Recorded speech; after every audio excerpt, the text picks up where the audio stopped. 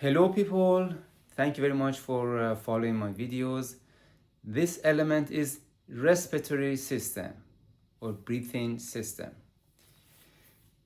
First I'm going to explain briefly about why I'm concentrating in this system, and then I'm going to move to the type of breathing.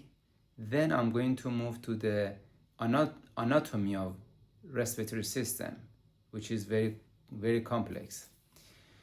So why I'm concentrating on respiratory system? Because is one of the input. So we have few inputs. One input is digestional system, what you drink, what you eat, what you or could be snack or appetizer, dessert, actual food and such. Water, fruit and such. Another one is the gas, the type of gas you inhale. Could be a bad gas or could be a good gas. So the good gas is the air from atmosphere. The bad gas is polluted air. Could be industrial gas, could be bacterial, a gas which has fungus and bacteria and mold and such. And for example, when a person gets a lack of oxygen, how they don't get enough oxygen. One example is a person smokes cigarette or marijuana or something like that. Definitely in that, so many people think, okay, it's only that moment when they smoke, they don't get enough oxygen, and then after that, everything goes back to normal. Unfortunately, no, it's not like that. A smoker's lung definitely doesn't function as good as a person who is a non-smoker.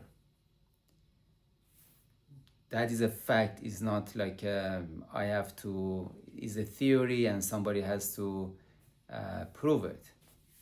So if you have argument about that, please write a comment in the comment box. I'll be happy to make separate video for you. And another item is, so that was about the smoker.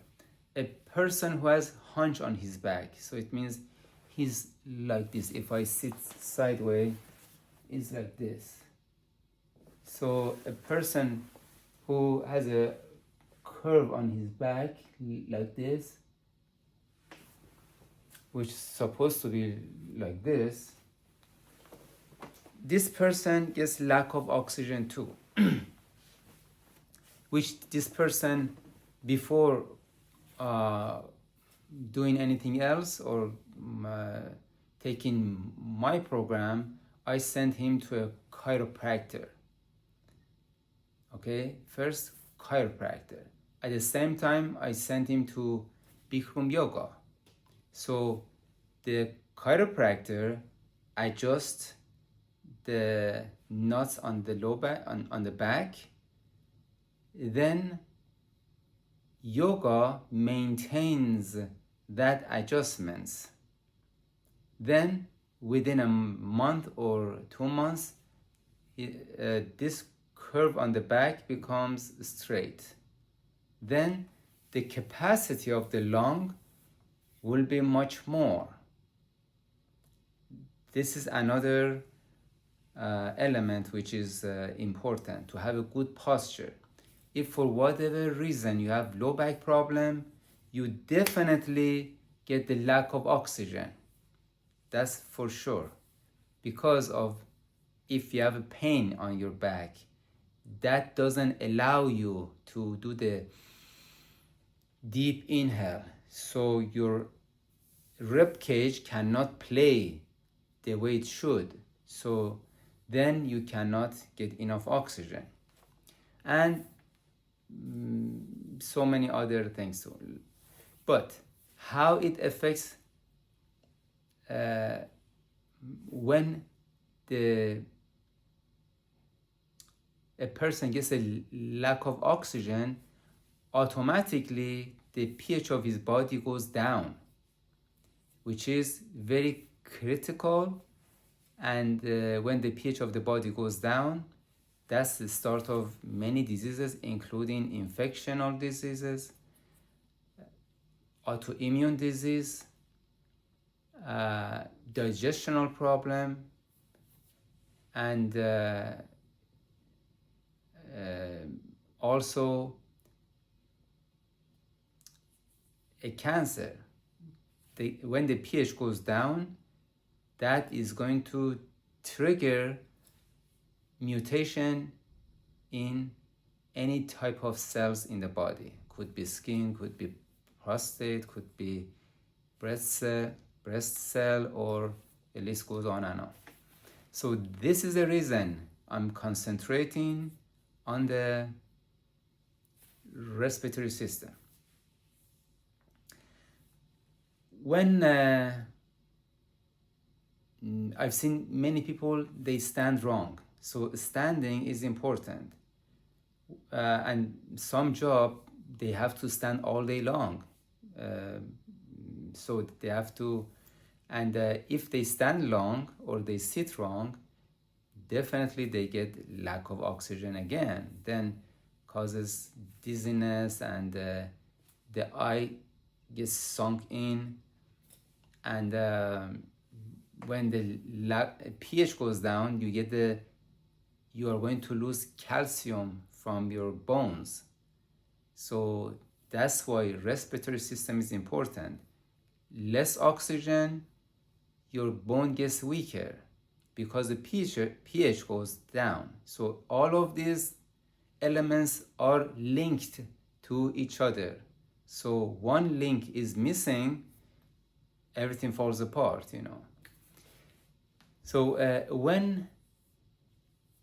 how to stand correctly or how to sit correctly, I showed in the different video, which is in a yoga element. I'm going to fit it, okay? But I'm just going to briefly tell what kind of breathing we have. On the idle, if I'm sitting, it means I have to use my diaphragm in order to breathe properly, which I cover that in the yoga chapter as well. It means you put your hand, and I showed in a different video as well. So that one kind is diaphragm breathing, which is also really important, because imagine if you are in a tight area, you cannot, like if it's in a cave and a piece of rock is on your big rock or heavy thing is squeezing your chest. If you don't know diaphragm breathing, you get panicked, and then it's going to be a big problem, and that person is not going to survive. But your belly, if nothing is on it and it can play, you can use your belly to breathe and to survive that moment. And so diaphragm breathing is like your belly with the inhale comes out, with the exhale you use your diaphragm to squeeze it in. That means you have to imagine your belly is going to touch your backbone. So inhale and exhale. So the practice is you put your palm on your belly with inhale, belly comes out, with the exhale. See how long it was? I use only my diaphragm. Imagine if I want to use my diaphragm breathing and my lung is going to be this way.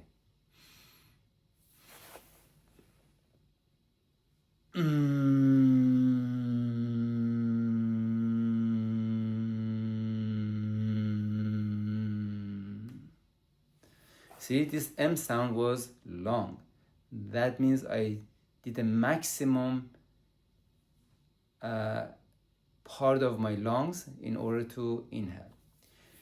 So why we are going to do both of them?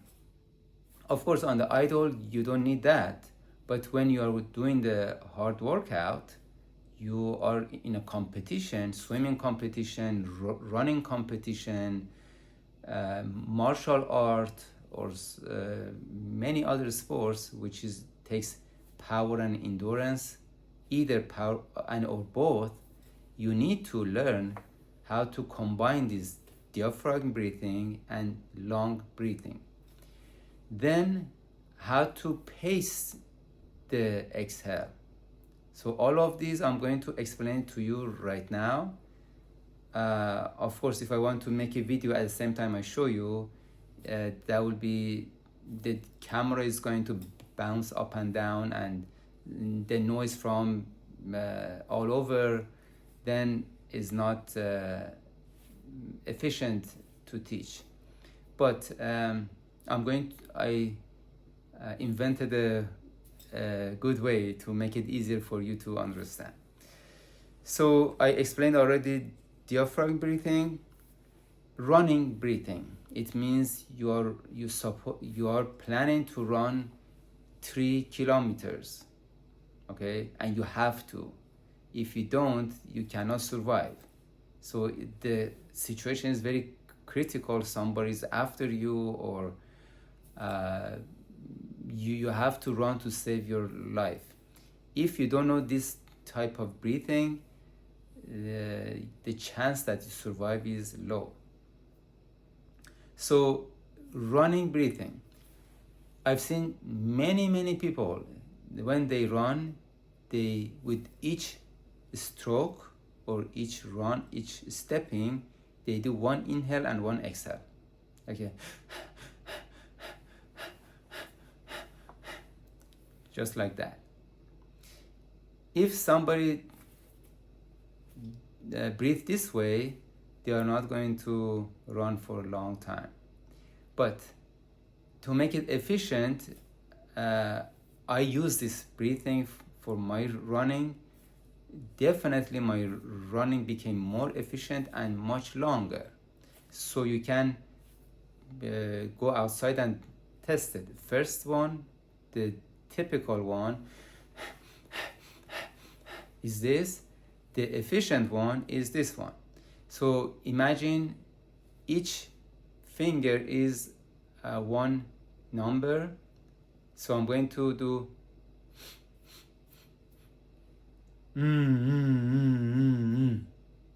So with each finger is one stepping. Okay.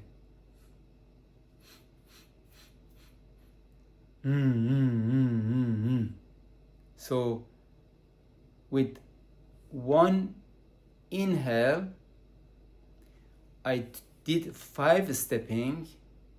With one exhale, I did another 5 stepping. That's what I do.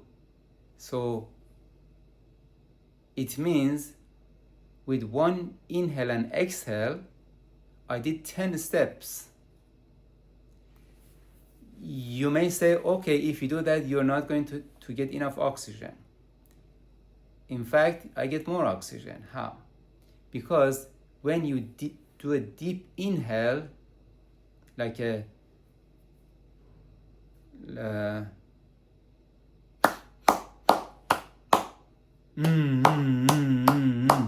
see, 5 clap I did. Each clap is 1 step. So it means 10 step I took with one inhale and exhale.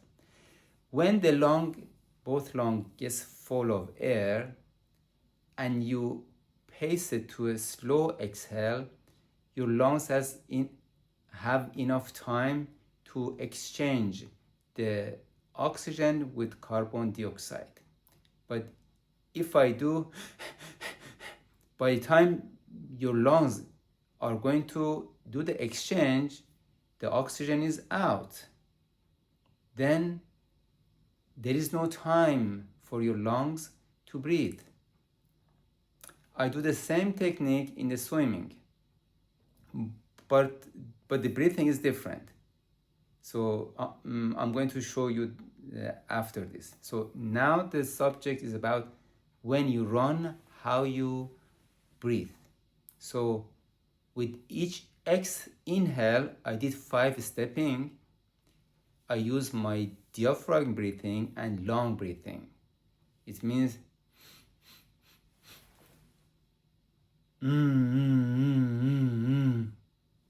See? So boom, boom, boom, boom, boom, boom, boom, boom, boom, boom. For me, I can do 5 with each inhale and each exhale, total 10. If it's too much for you, so you can break it to 3 for beginners. Then when the capacity of your lungs gets more, then you upgrade it to 4. 4 inhale, 4 exhale, like a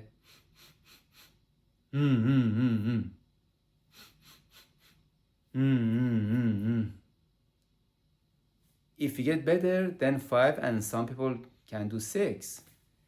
So more exhale you do with your diaphragm breathing.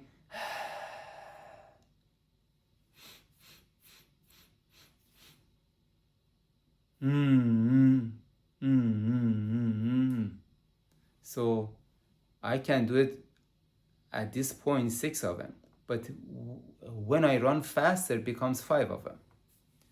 So that was about how you run efficiently. So the next item is workout. When you do workout, like for example pull-up, when you do a pull-up, how many people they do an excellent inhale in a wrong way? Because if you do it wrong, instead of doing 10 pull-up, you do 4 pull-up or 3 or sometimes 1. So, but if you do it right, then automatically you can do more pull-up and better and easier. So again, I'm going to do it here, but if it's not clear for you, I can make another video and I do the pull-up and push-up and everything. But I have a push-up video. I'm going to upload that as well. Then you can see how I'm breathing. Then the push-up will be easier for me.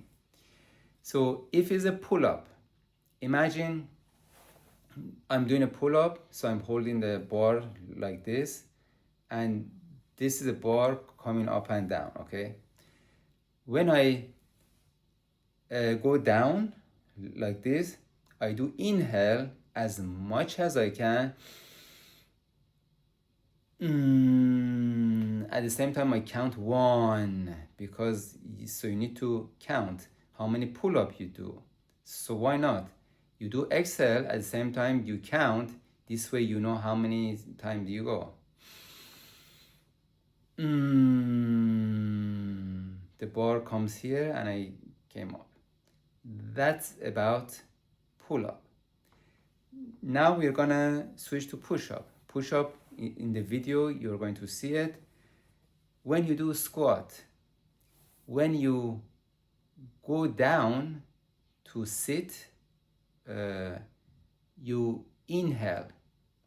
Again, combination of diaphragm breathing and long breathing. It means because with the squat is really important, and pull up as well, because these are workouts. So your body needs a lot of oxygen for your muscles, especially squat, because the size of your legs muscle are almost 4 times as your hands. So therefore, you need plenty of oxygen, and you have to not to do it quickly. When you go down, you wait for 1 second, like a short pause. This way your lungs have time to exchange that. Then you come up and you count. So going down, you come up. So your legs is straight now. If I want to do it in the front of the camera here, so hands straight. 1. I go on my toes to pump this, making this muscle work as well. The calf muscle works as well. This way, the whole leg is going to work. Again. 2, 3, 4, 5. See, it's full now. 6, 7, 8, 9, 10. Okay, this was about running. Now about swimming. Imagine I'm floating on the water, and in the water is opposite. When you are going to inhale, you have to open your mouth. The reason of that, because the water is heavier.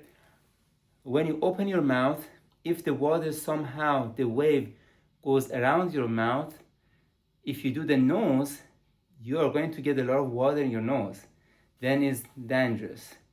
That's the reason the swimmers, breathe with their mouth wide open, and even tilting to the left, like this, and showing the upper teeth. The reason of that, because with the upper teeth, you get more air from the top, from this area, instead of here. So this,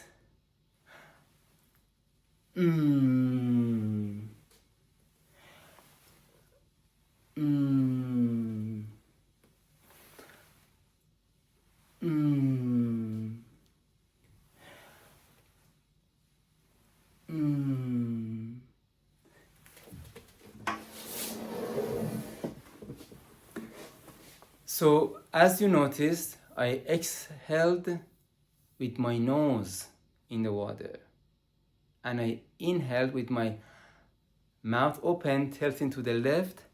This way, if the water is flowing around here, the air goes first, because the air is lighter. So even the water goes to my mouth, doesn't go to my lung, because air is lighter, goes first. Of course, if the water is bumpy or wavy, your head is gonna block it. So don't worry about, oh my God, the wave is coming, goes to my mouth. No, because your speed is make a kind of like a pothole here in the water because of your head is pushing the water, and if it's any wave, your head is gonna stop that wave because you're going this way. And that's the reason. And when you do a sound with your nose, with the exhale in the water, why? So some people may ask now, just say, just empty it in the water. If you do that, again, your lungs don't have enough oxygen, or don't have time to do that exchange. Plus, we are planning to swim at least 1 mile. So if you want to exhale in the water after 50 meter, you are going to get weak.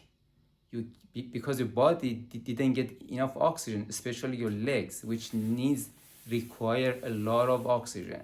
So because of that, I have to pump as much as I can oxygen in my body with the proper breathing. So inhale with your mouth wide open, tilting to if you're breathing from the left, if it's a crawl stroke or the freestyle. So you tilt your head to your left and your jaw toward the left as well, and showing upper teeth. This way, more air should come up from the upper part, not from the lower part. So showing upper teeth and tilting and then even your mouth should tilt it too. Like some swimmer, they do this, which is smart and intelligent. If you turn your head to the right, your mouth should tilt toward the right, and showing upper teeth is important. So swimming, this breathing is really critical. This type of breathing, you need to learn that and practice it a lot. Then swimming will be so much easier for you. Another reason why I said with sound in the water, because if you say you exhale with as soon as your hand goes in the water, you exhale it, the lungs are not going to act like a balloon anymore. So you need to pace it like this way your body float better because of the air is in it.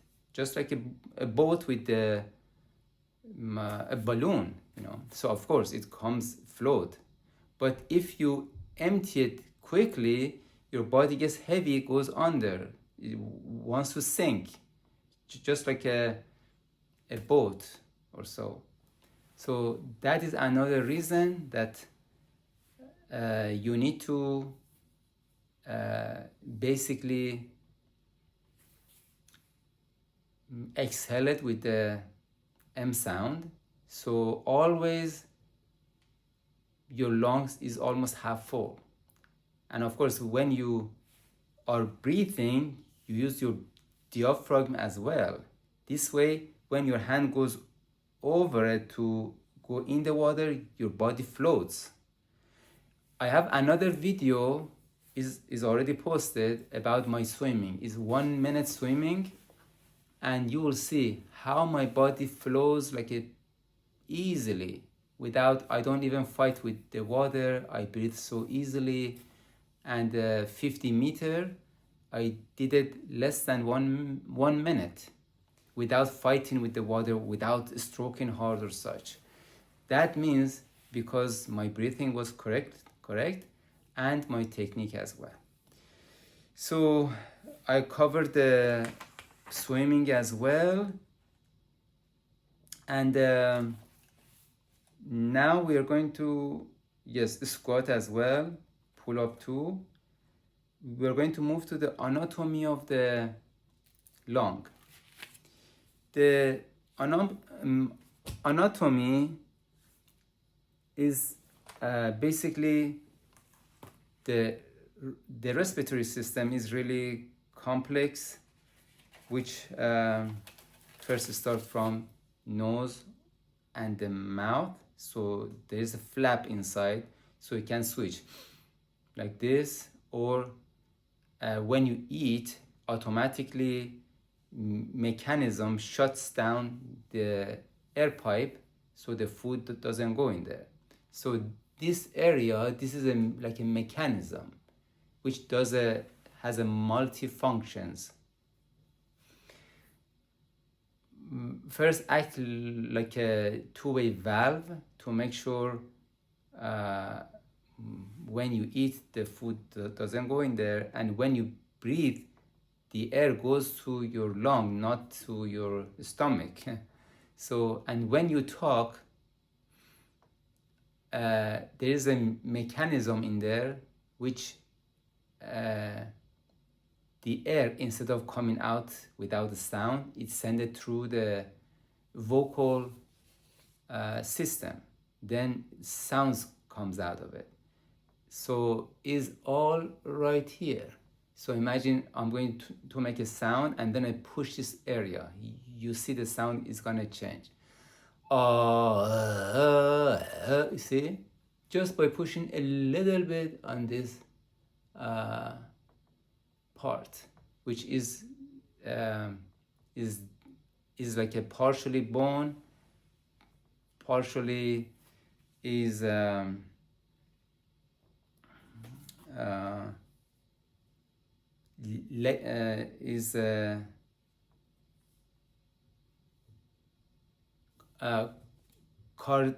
cartilage. So it's like a mostly cartilage and has a blade of bone in it too. And so this is the reason I'm going to show you.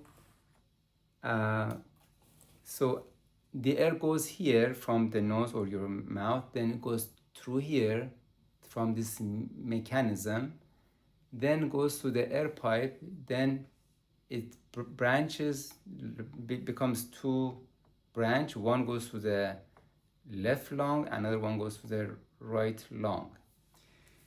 And basically, when it goes to the branches, the smallest part of, then it goes to a very small cell which does the exchange. They call it alveolen.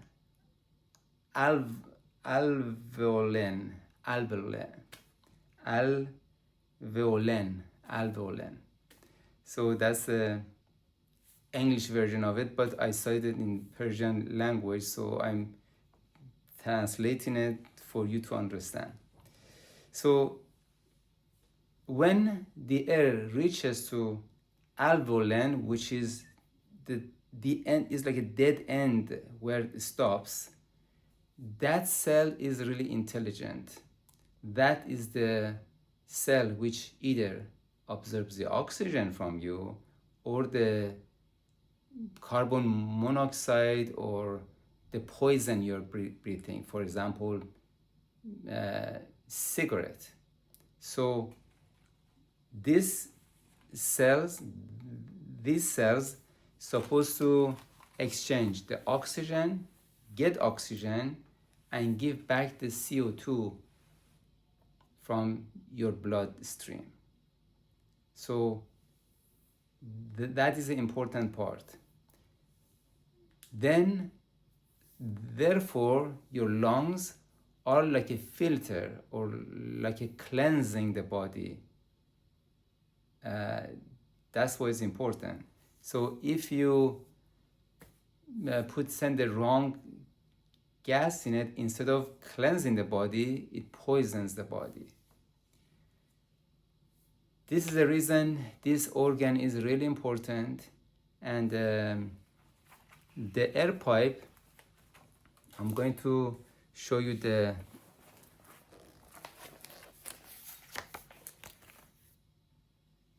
inside of it. You see the blue part here is like a skeleton of the air pipe, which when you inhale, the distance between the blue becomes wider. When you exhale, it gets shorter. So this blue are like a skeleton of your air pipe to keep it straight. If it didn't have this, basically this structure, your or which the blue part is made of cartilage, is stiff to keep the air pipe straight and stiff. otherwise it would get loose and flaps. Then that would be dangerous because it would get kink. So this is what keeps it straight and prevents kinking in the body. So that is the lungs, as you see, and the mechanism, which is really critical, and I showed you, is here. This is a part which the sound, it does have a flap here to make sure no food goes into your lung or no water goes into it, and the thyroids are in this area as well. At the same time, vocal are inside of this. So this is another picture of that. These pictures here, the top one is when you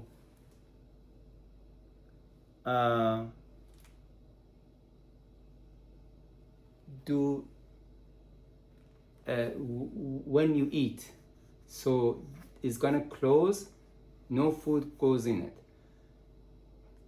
The other one, either one is for the speaking, so the vocal sound at this point,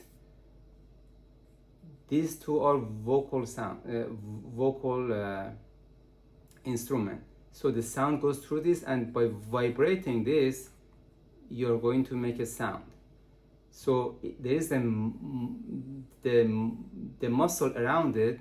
You can change the tone of the pitch of your sound, like a high frequency or the low frequency. This one, as you see, the vocal elements are open. This is just an exhale, just like that. This one, o, e. This one is open, so the air comes out directly. So this was just a brief explanation, but otherwise,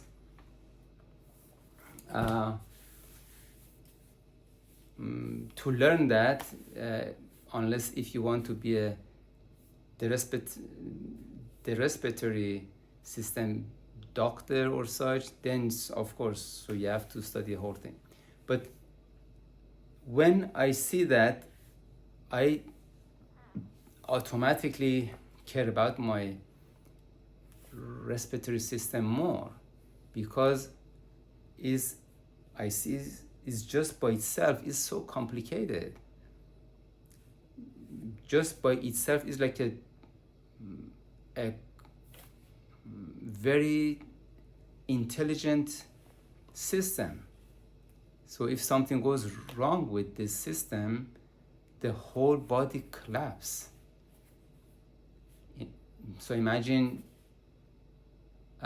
something goes wrong with respiratory system, equals death, just like that. And this is the reason this input is really as important or even more important than your digestion system, because digestion system, if you don't eat for 10 hours, for example, or 14 hours or such, still you survive. But with this, anything goes wrong with it, that person cannot survive even 5 minutes. So it's really, really important. Thank you very much, and I'll be happy to answer any question. Again, I apologize if I'm not good with the English word terms of that, but I do my best. If you put a like or share, that encourages me to learn more English about body parts. Then I promise I will be better. Have a pleasant day and nights.